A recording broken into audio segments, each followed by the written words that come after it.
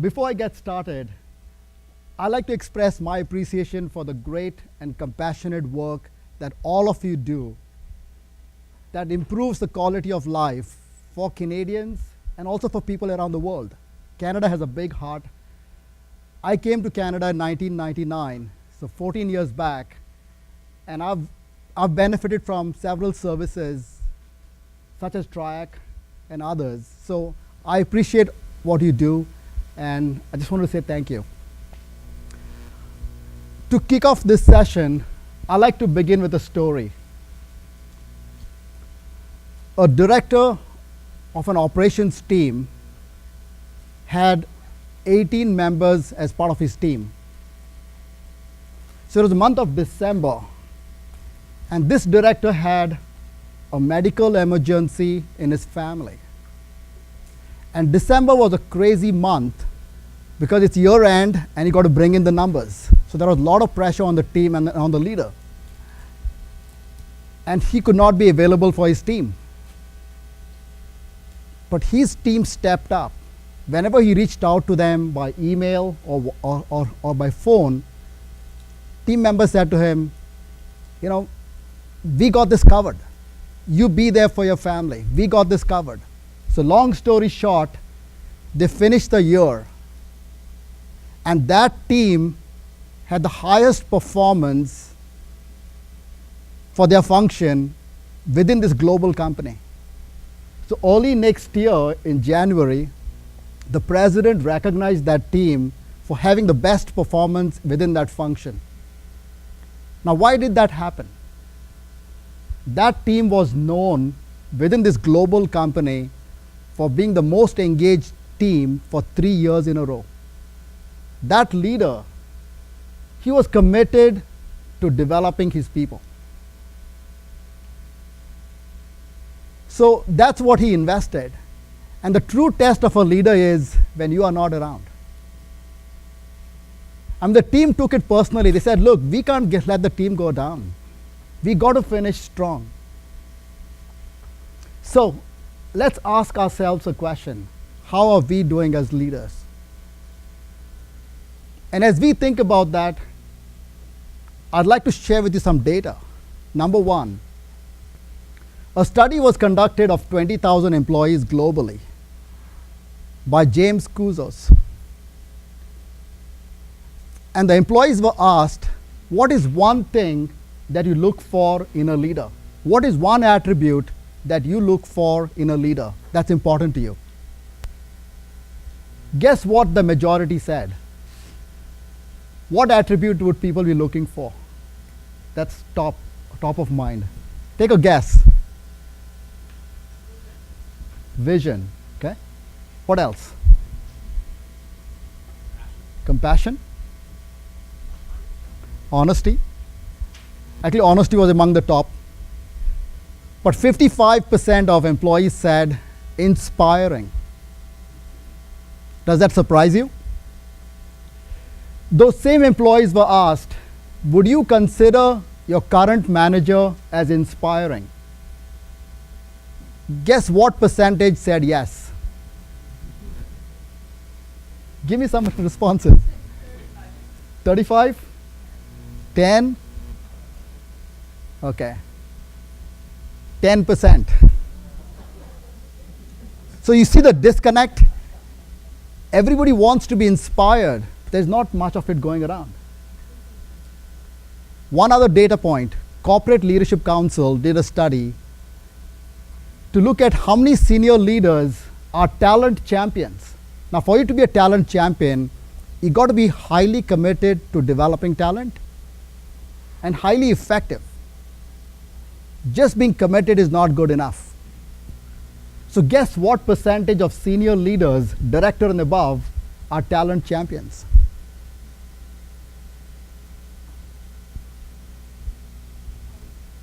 Close, 19%. 19. Now 31% of senior leaders are talent rejectors. So they're not committed and they're not effective. And I don't think they're in this room today. So Another 42% are talent strivers. Now, who are talent strivers? They're highly committed, but they're not effective. They need some tools. Perhaps some of you are talent champions. Perhaps some of you are talent strivers, and that's why you're here today. So you're committed, but you want to get some tools. So what I'd like to share with you are 5 ideas. I'll let you be the judge if they are good. Okay? So the first idea, I think it's kind of taking a look in the mirror as a leader. How many of you manage people? How many of you manage people? Okay? Quite a percentage. So as a leader, there comes a point in our career when the best way to figure out how we are doing as leaders is to step back and ask ourselves a few questions. It's not important to have all the answers, but it's important to ask those questions. So I'm going to pose some questions to you. Don't write down, don't make notes at this point. We'll email the questions to you if you like them. I just want you to reflect on these questions and ask yourself, how are you doing on this particular area that I touch on? Is that okay? First question. Is the direction of your organization clear to your employees?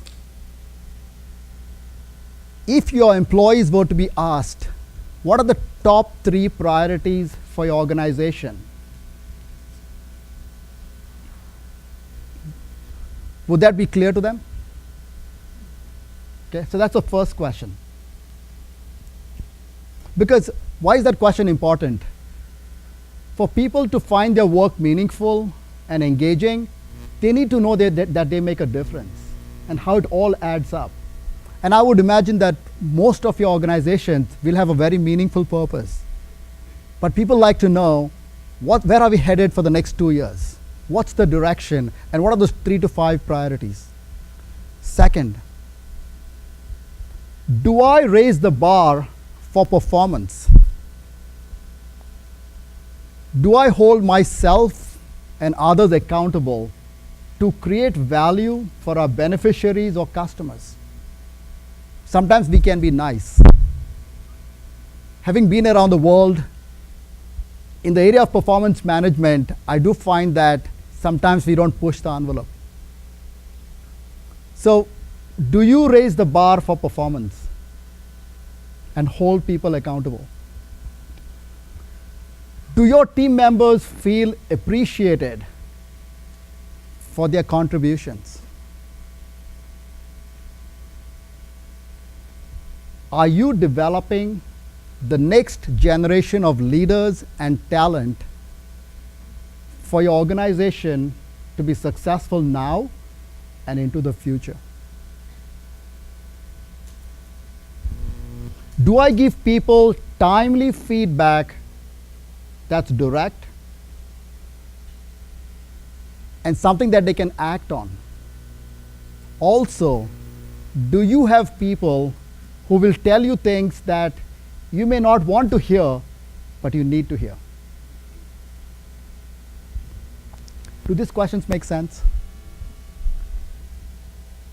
Am I available for my team to support them and to coach them to achieve those key priorities? Or am I too busy?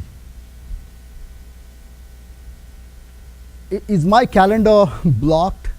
Am I spending too much time managing up? Am I available for my team? Are you accessible when your team needs you? The last question, do I demonstrate courage? Or do I take the path of least resistance?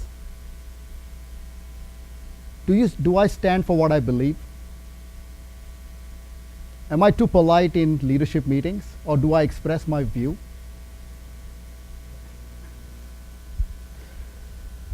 So I wanted you to think about those questions as you think in terms of, how do I grow as a leader? Leadership is a journey. None of us arrive. So a year from now, what will your journey look like? So what do you do with the responses to these questions? You got to now think about, okay, 18 months from now or 12 months from now, what kind of growth I want to see as a leader? Both personally as well as developing a strong team. You're only as good as your team. As a leader, it's not just about your ability. It's about your availability, and it's your team. So I'll tell you, I've seen about 1,000 development plans. And guess what? What percentage of development plans are effective? Take a guess. 10. Only 10% are effective. Why? Because I find them quite vague. And many times they are done because it's part of policy, it's part of performance reviews, and you got to just comply. So number one, it has to be meaningful in terms of focusing on 2 or 3 things that will make a difference in your growth and development over the next 12 to 24 months. So in this particular case, the 2 things were thinking strategically and influencing. The second thing, I see development plans full of training, seminars, reading a book, communication training, time management, stress management. It's good stuff, but it's not targeted. So I recommend a format which is a proven format, and I've seen leaders grow from manager to director, VPs to senior VPs and up to CEO level. So it's a format called 70-20-10. 70% on the job experiences, kind of new experiences, not same old, same old. So 70% experiences and projects.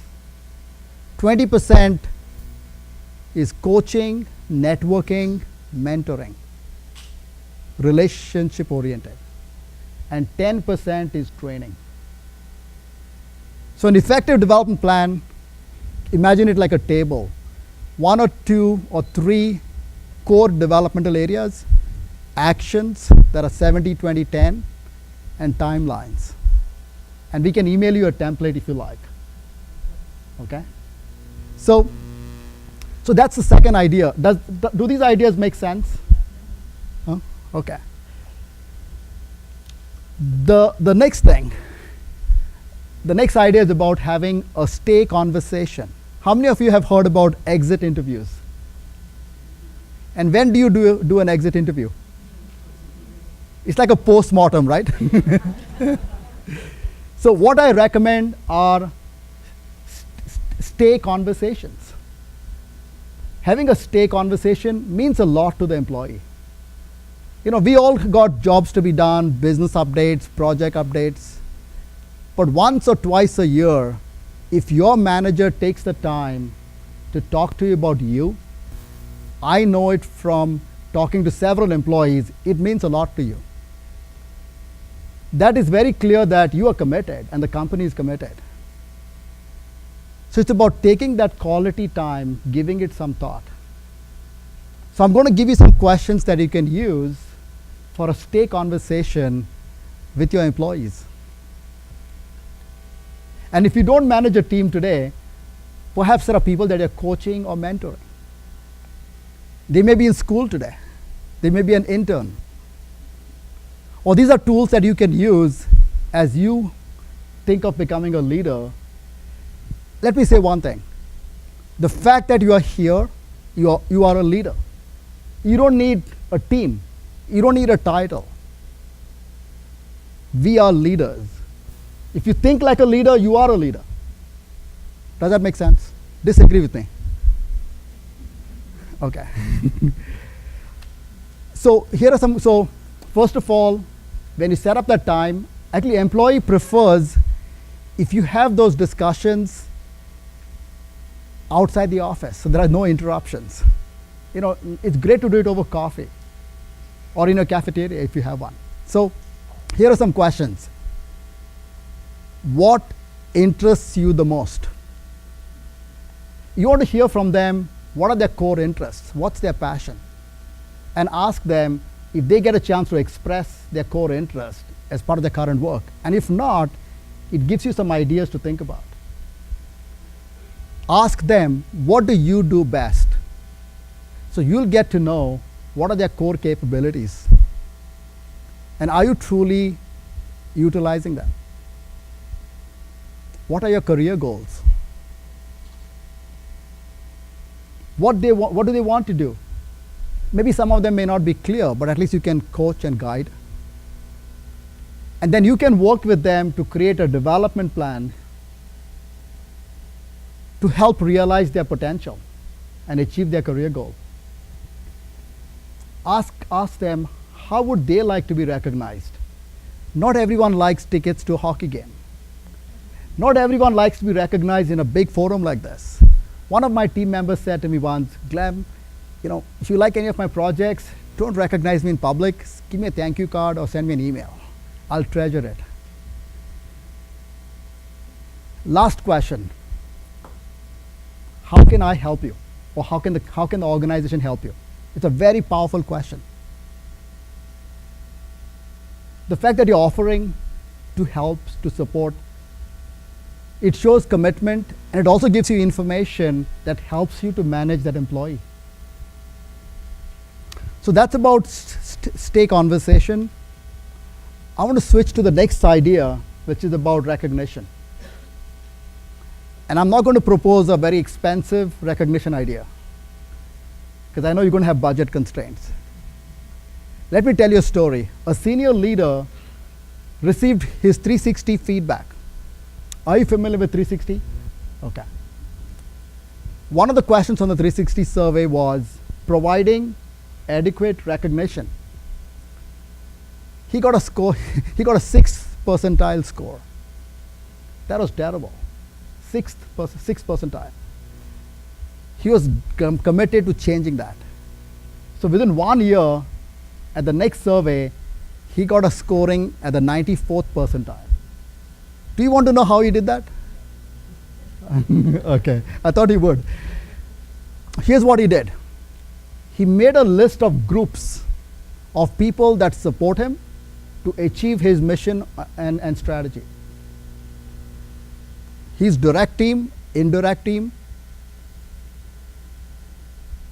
clients, stakeholders, suppliers, and internal peers and colleagues. So he made a list of groups. For each group, he listed the people. Twice a week, on Wednesday and on Friday, he took a few minutes to look at the list, and he looked at, did anyone on this list help me to drive our business or our mission forward? And all he did was, he either made a quick call, left a voicemail, sent him an email, or just walked around and just said thank you. On Wednesday and Friday, he just put in the discipline of doing that for 1 year, and that's what led to that change. So it's not about knowing, it's about doing. Could you try that? Is that doable? Last idea. I was working with a president of a digital company with 65 employees, typically millennials. And the president said to me, you know what, I have two new executives on my team. I've made some changes, so I really want to build my executive team. And I find in my executive meetings that we're not really pushing the envelope and we're making decisions. We're too polite. And people take things personally. So I want to kind of really make my team effective. So we went on a journey. It was a deeper process, but I'll share one idea from that journey. It's called executive hot seat. So it starts with the president. He sits in front. But before that, I do a lot of stage setting and kind of building the team. But for the president, what I say is, what is one thing that he does or she does that makes the organization effective? What is one thing that he does that makes it special? And each executive team member gives the feedback. then the next question is, what is one thing he or she can do to take the organization to the next level? So it doesn't become personal, it becomes more balanced. So he gets that feedback. And then the next executive team member comes in, and so on and so forth. So you start building transparency. But there has to be some work done before that. And I don't say that every leadership team is ready for that. It takes time. I think only about 10% of executive teams are ready for that. But you can start thinking about it. Maybe you want to do it 2 years from now or 1 year from now. And what do you need to do to get your team to be ready, to be transparent? And then they actually come up with a executive charter of how they're going to operate in their meetings, how they can have a healthy debate to make the best decision for our stakeholders and our customers and our beneficiaries. And it's about holding each other accountable. I know I've given you a very quick peek at that. It's a much deeper process. But if your team is not ready right now, you can also do it online through an anonymous survey, or you can get someone to interview each of your team members. But down the line, if you want to do it in 2 years or 1 year, you got to start building that kind of culture of transparency and accountability and courage. So that was the fifth idea I wanted to share with you. How are you doing on time, Peter? You good? So raise your hand if you can at least apply one idea from those 5.